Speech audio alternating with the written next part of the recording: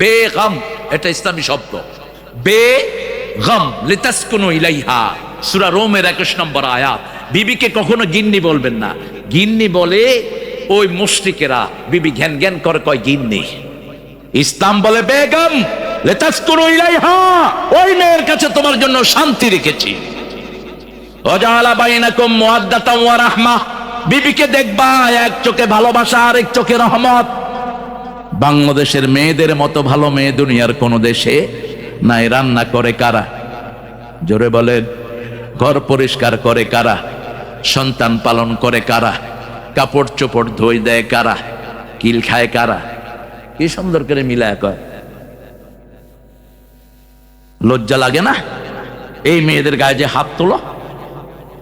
রাসূল সাল্লাল্লাহু আলাইহি ওয়াসাল্লাম বলেছেন দুর্ব্যবহার করে আবার কেমনে এই মেয়েটাকে ব্যবহার করো। মা আয়েশা বলছেন রাগ করা তো দূরের কথা, কোনদিন নবী আমাদের দিকে চোখ গরম করে তাকান নাই।